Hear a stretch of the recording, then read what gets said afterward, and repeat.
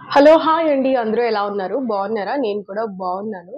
And ఈరోజు మన టాపికొచ్చేసి నేను 7 పాయింట్స్ చెప్తాననమాట. ఇవేంటంటే పిల్లలు మెంటల్లీ స్ట్రాంగ్‌గా ఉండడానికి చాలా బాగా హెల్ప్ అవుతాయి. మనం గనుక ఈ 7 పాయింట్స్ స్టార్టింగ్ నుంచి పిల్లల రొటీన్‌లో యాడ్ చేయడం గనుక స్టార్ట్ చేస్తే వాళ్ళ లైఫ్‌లో ఈ 7 పాయింట్స్ చాలా బాగా హెల్ప్ అవుతాయన్నమాట. సో, ఎలాంటి ఎమోషనల్ బ్రేక్ డౌన్స్ వచ్చినా, ఎలాంటి ఫెయిల్యూర్స్ వచ్చినా, ఎలాంటి ప్రాబ్లమ్‌కైనా సొల్యూషన్ దొరకకపోయినా కూడా వాళ్ళ ఎమోషన్స్‌ని వాళ్ళు ఎలా కంట్రోల్ చేసుకొని, ఎలా మెంటల్‌గా చాలా స్ట్రాంగ్‌గా ఉండొచ్చు అనే దానికి ఈ 7 పాయింట్స్ చాలా బాగా హెల్ప్ చేస్తాయి. సో, చాలా జాగ్రత్తగా వినండి. ఎందుకంటే ఇది పిల్లల భవిష్యత్తుకి సంబంధించిన ఇన్ఫర్మేషన్ కాబట్టి, సో, ప్రతి పాయింట్ చాలా జాగ్రత్తగా విని ఎలా ఇంప్లిమెంట్ చేయాలి అనేది కూడా నేను క్లియర్‌గా విత్ ఎగ్జాంపుల్స్ చెప్తాను. సో, వీడియో స్టార్ట్ చేసే ముందు ఒక చిన్న రిక్వెస్ట్. ప్లీజ్ సబ్స్క్రైబ్ చేసుకోండి ఛానెల్‌ని. అండ్ ఆహ్, ఇన్‌స్టాగ్రామ్‌లో కూడా నన్ను ఫాలో అవుతూ ఉండండి. ఇన్‌స్టాగ్రామ్ ఐడీ కూడా సేమ్ క్రియేటివ్ మామ్ జే. ఎందుకంటే నేను అక్కడ కూడా చాలా మంచి మంచి ఆహ్, వీడియోస్ పోస్ట్ చేస్తూ ఉంటాను. సో, ఇక లేట్ చేయకుండా వీడియోనైతే స్టార్ట్ చేద్దాం. సో, ఫస్ట్ పాయింటొచ్చేసి ఎంకరేజ్ ద ప్రాబ్లమ్ సాల్వింగ్ అనమాట. అంటే వాళ్ళకేదన్నా వెంటనే ఒక ప్రాబ్లమొచ్చింది. ఫర్ ఎగ్జాంపుల్ చిన్న చిన్న పిల్లలు నడుస్తూ పడిపోతూ ఉంటారు కదా! సో, వాళ్ళు పడిపోయిన వెంటనే మనం పరిగెత్తుకుంటూ వెళ్లి వాళ్ళని లేపేసి బుజ్జగించటం మానేస్తే ఒకసారి పడ్డాక అంటే అది ప్రాబ్లమ్ అనమాట. అక్కడ పడడం అనేది ప్రాబ్లమ్. దానికి సొల్యూషన్ ఏంటి? అది వాళ్ళంతట వాళ్ళే చేయగలిగేదేంటి అనంటే we should let them get stand on their feet. అంటే మనం వాళ్ళకి ఆ అవకాశం ఇయ్యాలన్నమాట. వాళ్ళ కాళ్ళ మీద వాళ్ళు తిరిగి నుంచోగలిగే అవకాశం మనం ఇయ్యాలి. ముందు ముందే మనం పరిగెత్తుకుంటూ వెళ్లి ప్రతి ప్రాబ్లమ్‌ని సాల్వ్ చేశామంటే, రేపు మనం లేని రోజు వాళ్ళు ఏదన్నా ప్రాబ్లమ్ వస్తే వేరే వాళ్ళ మీద డిపెండ్ అవ్వాల్సుంటుంది. వాళ్ళంతట వాళ్ళు ఆ ప్రాబ్లమ్‌ని సాల్వ్ చేసుకోలేరన్నమాట. సో, నేను చెప్పిన సింపుల్ ఎగ్జాంపుల్ ఒక 1 ఇయర్ బేబీ, 1 ½ ఇయర్ బేబీ నడుస్తూ, నడుస్తూ పడిపోతూ ఉంటాడు. మళ్ళీ లేచి మళ్ళీ నడుస్తూ ఉంటారంటే 1 ఇయర్, 1 ½ ఇయర్ నుంచే పిల్లలు వాళ్ళ ప్రాబ్లమ్స్‌ని వాళ్ళు సాల్వ్ చేసుకోవడం స్టార్ట్ చేస్తూ ఉంటారనమాట. అలా కాకుండా ఏదన్నా చాలా దెబ్బలు తగిలాయి, లేదంటే లెగవలేని సిట్యుయేషన్‌లో ఉన్నప్పుడు మాత్రం మనం వాళ్ళకి బ్యాక్ బోన్‌గా ఉండి వాళ్ళకి సపోర్ట్ అయితే ఇవ్వాలి. బట్ వాళ్ళంతట వాళ్ళు చేయగలిగే సిట్యుయేషన్ ఉంటే మాత్రం డెఫినిట్‌గా మనం వాళ్ళకి ఆ ఛాన్స్ అయితే ఇవ్వాలనమాట. సెకండ్ పాయింటొచ్చేసి ప్రమోట్ గ్రోత్ మైండ్‌సెట్ అనమాట. అంటే ఏంటంటే, మనం వాళ్ళు పెట్టే ఎఫర్ట్స్‌ని అప్రిషియేట్ చేయాలి. రాదర్ దెన్ వాళ్ళకి వచ్చే రిజల్ట్స్ కన్నా. అంటే ఇప్పుడు ఎగ్జామ్స్ కోసం కష్టపడి బాగా చదివారనుకోండి. ఒక స్కెడ్యూల్ పెట్టుకొని దాన్ని ఫాలో అయితూ తన ప్రయత్నం తను చేశాడంటే, తను అక్కడ కావాల్సిన ఎఫర్ట్స్ అన్నీ తను ఇచ్చాడనుకోండి. బట్ రిజల్ట్స్ అనేది అంత మనం అనుకున్న రేంజ్‌కి రాలేదు అని అనుకోండి. బట్ స్టిల్ ఏంటంటే మనం ఆ పర్టిక్యులర్ టాడ్లర్ తోటి, ఆ పిల్లాడితోటి గాని, పాపతో కానీ మనం ఏం చెప్పాలి? నువ్వు నీ ఎఫర్ట్స్ బాగా ఇచ్చావు and I appreciate for thought. Result అనేది మన చేతుల్లో ఉండదు కాబట్టి, నీ చేతుల్లో ఏదుందో నువ్వది పర్ఫెక్ట్‌గా చేశావు and I am so proud of you అని చెప్తే చాలా హ్యాపీగా ఫీల్ అవుతారు. అండ్ నెక్స్ట్ టైమ్ ఏంటంటే వాళ్ళు ఇంకా మంచిగా ఎఫర్ట్స్ పెట్టి, ఇంకా మంచిగా చదువుకుంటానికి అది ఒక మంచి బూస్టింగ్ లాగా ఉంటదనమాట. అలా కాకుండా, "ఏంటి నువ్వు ఇంత చదివినా కూడా ఎందుకు మార్కులు సరిగ్గా రాలేదు? నువ్వు సరిగ్గా చదవటం లేదేమో, నువ్వు సరిగ్గా ఫాలో అవ్వట్లేదేమో" అని మనం ఎప్పుడైతే వాళ్ళని ఆ నెగెటివ్ రీఇన్ఫోర్స్‌మెంట్ యూజ్ చేస్తామో, నెగెటివ్ బిహేవియర్ వాళ్ళ వైపు చూపిస్తామో, వాళ్ళేంటంటే లైక్ నేను ఎంత ఎఫర్ట్స్ పెట్టి చదివినా కూడా ఫస్ట్ ఆఫ్ ఆల్ వాళ్ళ సొంత పేరెంట్సే నన్ను ఇలా అంటున్నారు. నేను ఎంత కష్టపడి చదివినా కూడా అండ్ నేనెంత చదివినా కూడా ఇంతేనేమోలే ఇంక దీనికన్నా చదవడం ఎందుకు అనే మళ్ళీ ఆ థాట్ వచ్చేసిందంటే అది చాలా కష్టమైపోతుంది. సో, అలా కాకుండా ఏదైనా కానీ బిహేవియర్ ఇష్యూస్‌నైనా కానీ లేదంటే ఏదన్నా ఏదైనా మిస్టేక్స్ చేసినప్పుడు దాన్ని కరెక్ట్ చేయాలన్నా కానీ, ఏదైనా కానీ love or the Prema is the only way అండి. సో, సాఫ్ట్‌గా చెప్పడము, నిదానంగా చెప్పడము, కామ్‌గా ఉండేటట్టు చూసుకోవటము. సో, ఇవన్నీ కూడా మనకి రిజల్ట్ అనేది చాలా తొందరగా తీసుకొస్తాయి. మనం గదిని ఈరోజు చేపించొచ్చు కానీ, రేపన్న నాడు వాళ్ళు పెద్దయ్యాక మన మీద ఉన్న రెస్పెక్ట్ కానీ, ఆ ఫియర్ ఉంటది కదా! పేరెంట్స్ అనే ఫియర్ కానీ అది ఉండదనమాట. సో, అది ఉండకపోతే ఇంకా నిదానంగా మనం ఏం చెప్పినా కూడా వాళ్ళు వినే స్టేజ్‌లో అయితే ఉండరు. సో, అది చూసుకోవాలి. ఎప్పుడు కూడా ఆహ్, మనం ఏంటంటే లైక్ గ్రోత్ మైండ్ సెట్ అనేది వాళ్ళల్లో బిల్డ్ చేస్తూ ఉండాలి. సో తర్వాత help them to manage their situations అనమాట. So help them to manage their emotions. So వాళ్ళ ఎమోషన్స్‌ని వాళ్ళు ఎలా కంట్రోల్ చేసుకోవాలి. ఇప్పుడు ఏదైనా ఒక సిట్యుయేషన్‌లో ఉన్నారు. సో ఫర్ ఎగ్జాంపుల్ ఏదైనా బర్త్‌డే పార్టీకి చిన్న పిల్లల గురించే తీసుకుందాం. ఎందుకంటే మనకి చిన్న పిల్లలే ఉన్నారు కాబట్టి సో చిన్న పిల్లల గురించి తీసుకుందాం. సో ఏదైనా ఒక బర్త్‌డే పార్టీకెళ్ళినప్పుడు పిల్లలకేమనిపిస్తుంది, అక్కడ ఉన్న కేక్స్ కానీ, చాక్లెట్స్ కానీ, బిస్కెట్స్ కానీ తీసుకోవాలి అని అనిపిస్తది.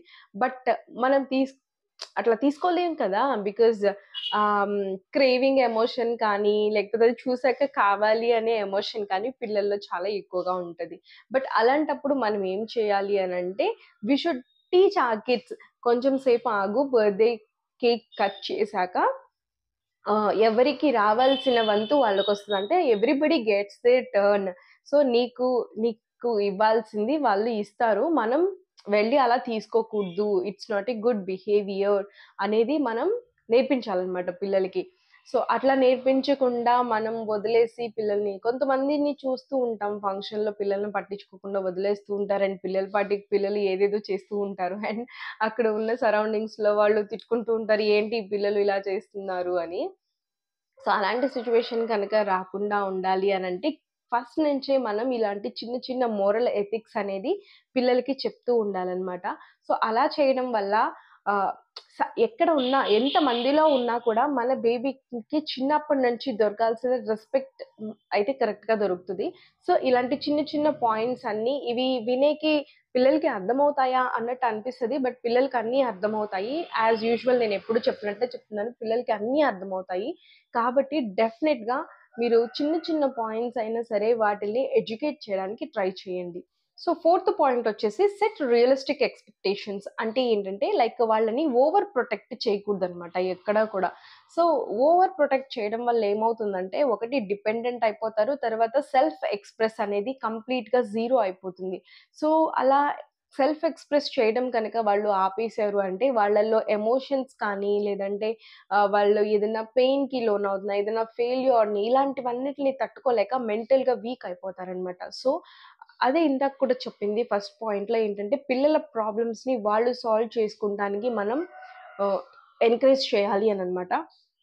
ఏదైనా ఫెయిల్యూర్ వచ్చిందా రానివ్వండి. No problem. ఇప్పుడు ఒక స్కూల్‌లో కొన్ని కాంపిటీషన్సే జరుగుతున్నాయి. ఫర్ ఎగ్జాంపుల్ రన్నింగ్ కాంపిటీషన్ జరుగుతుంది. మన బాయ్ ఆర్ ఎ గర్ల్ వీళ్ళు అంత బాగా పరిగెత్తలేరు. But that is okay. పరిగెత్తలేరు కదా అని కాంపిటీషన్‌లో ఆహ్, పార్టిసిపేట్ చేయటమే వద్దని చెప్పకూడదు కదా! సో, మనమేం చెప్పాలి, పరిగెత్ విన్ అవుతావా లేదా అనేది సెకండరీ ఇష్యూ. బట్ ప్రతి కాంపిటీషన్‌లో పార్టిసిపేట్ చేస్తే you will get the fun.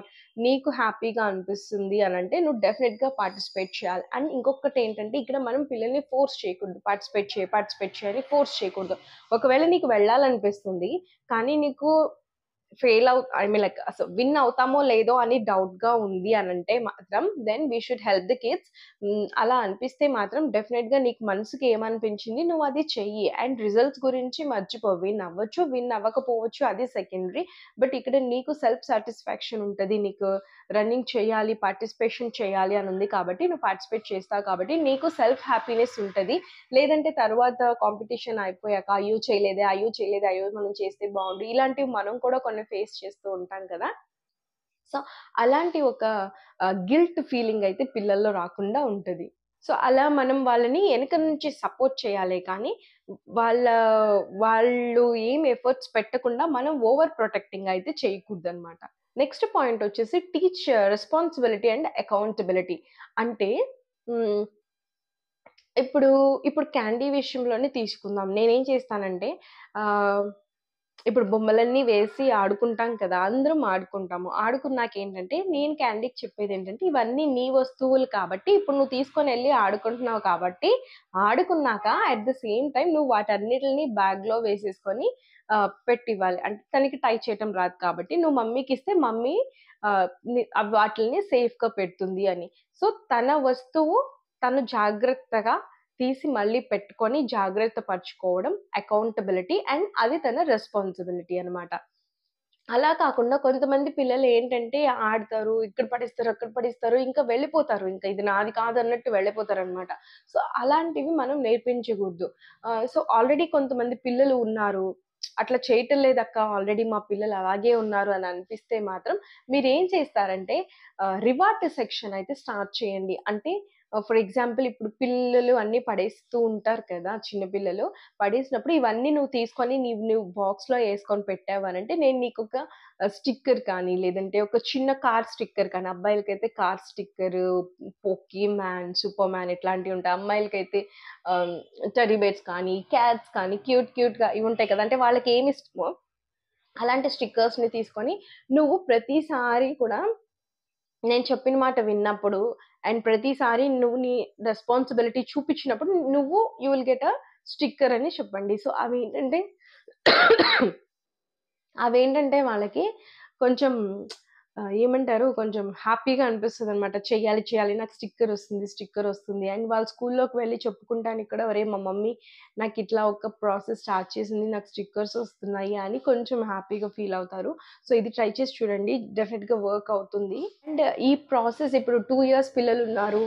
2 years పిల్లల దగ్గర నుంచే మనం నేర్పిస్తూ ఉండాలి. అసలు 1 ఇయర్ పిల్లల దగ్గర నుంచి ఉంటేనే వాళ్ళు కూర్చొని ఏదన్నా ఆడగలుగుతున్నారు, లేసి నడవగలుగుతున్నారు అనంటే ఆ సరౌండింగ్స్‌లో ఉన్న వాటిల్ని వాళ్ళతోటే తీసి ఏపించాలనమాట. సో, చాలా మంది చెప్పేదేంటంటే అనేవాళ్ళు అంటూనే ఉంటారు. లైక్ అన్ని పిల్లలతోటే చేపిస్తది. ఎస్పెషల్లీ నేను అనిపించుకుంటూ ఉంటాను. అంటే నన్ను అంటూ ఉంటారనమాట అలాగా.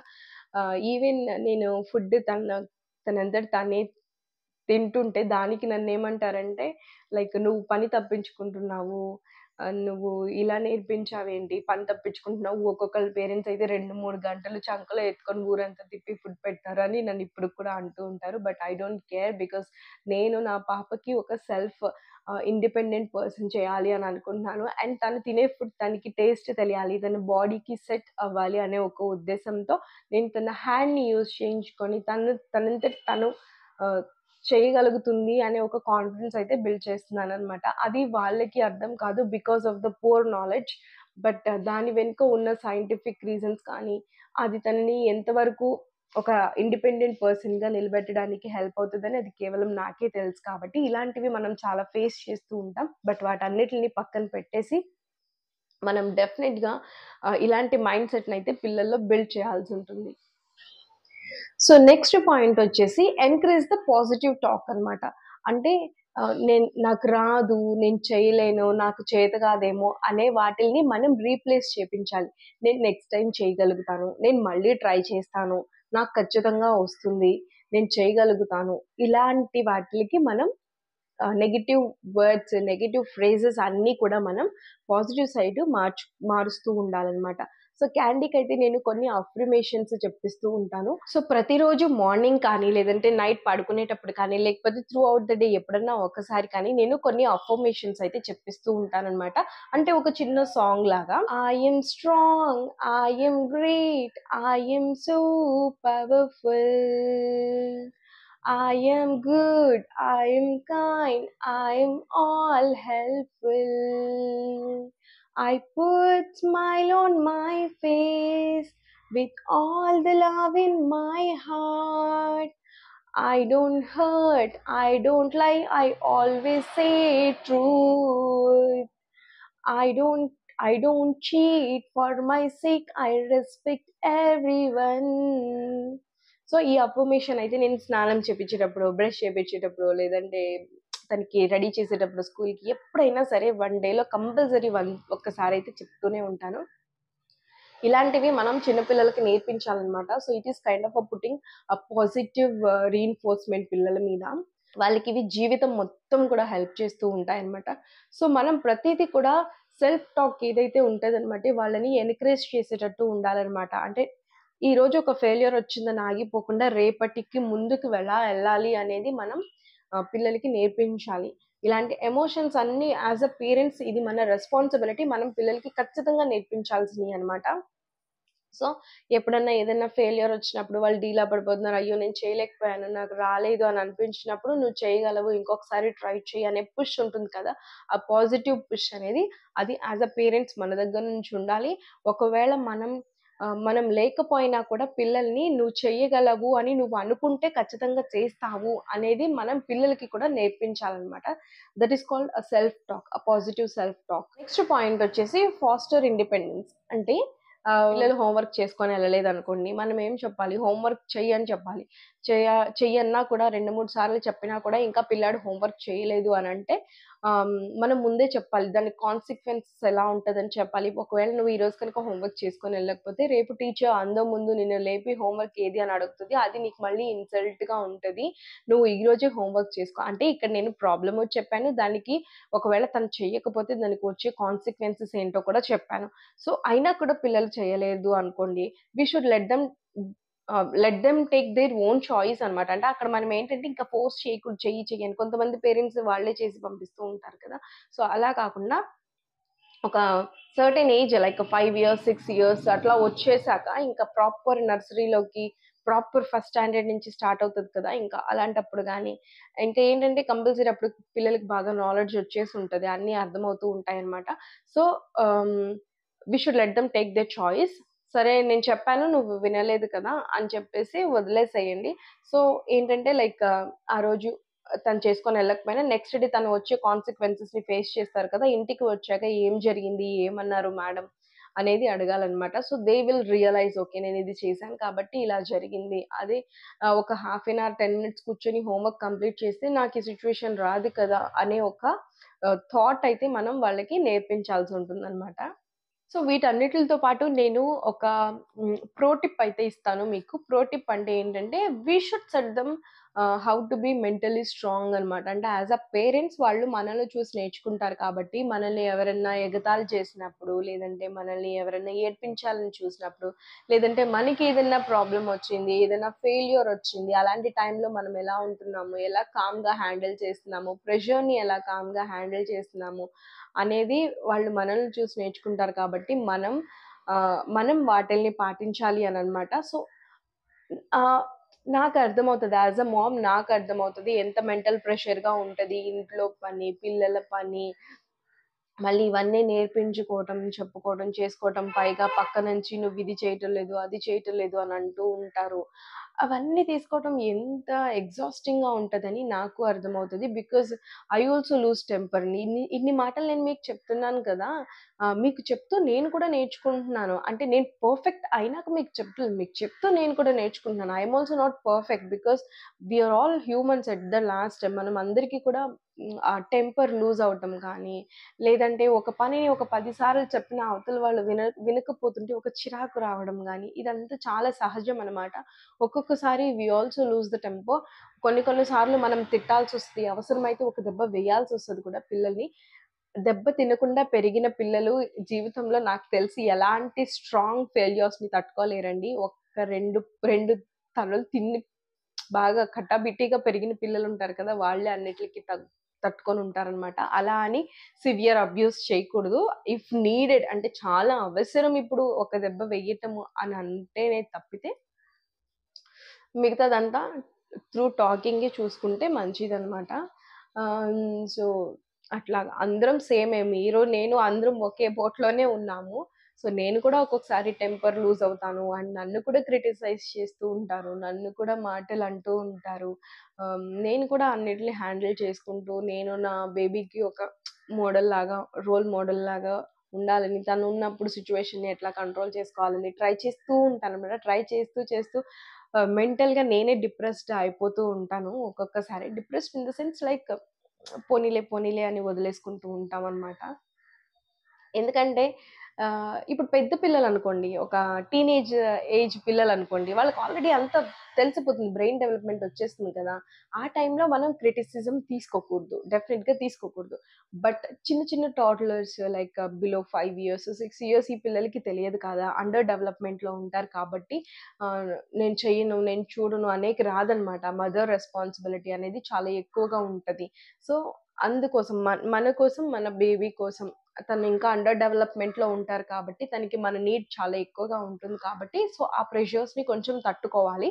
సో, డెఫినెట్‌గా అండ్ ఐ థింక్ దేవుడు ఆ మదర్‌కి ఒక స్ట్రాంగ్ విల్‌నెస్ ఇస్తాడేమో అనిపిస్తది. అంటే ఇంత ప్రెషర్ చూస్తాము, ఇన్ని టాడ్లర్ టాంట్రమ్స్ చూస్తాము, ఇవన్నీ చూసి ఇంత సేవ చేస్తాము ఆ పర్టిక్యులర్ అందరితో ఇన్ని మాటలు అనిపించుకుంటాము. అయినా కూడా ఇంకొకళ్ళని కనడానికి రెడీ అయిపోతాము. I think hats off to the women and god వుమెన్‌ని ఒక మదర్‌ని అలా క్రియేట్ చేశారేమో అని అనిపిస్తది. సో, ఐ థింక్ మీకు ఈ పాయింట్స్ అన్నీ చాలా బాగా హెల్ప్ అవ్వాలి అని అనుకుంటున్నాను. హెల్ప్ అయితే మాత్రం కింద కామెంట్ చేయండి. మీకెలా అనిపించిందని కామెంట్ చేయండి. నెక్స్ట్ ఇంకా ఎలాంటి వీడియోస్ చూడాలి అని అనుకుంటున్నారనేది కింద కామెంట్ చేయండి.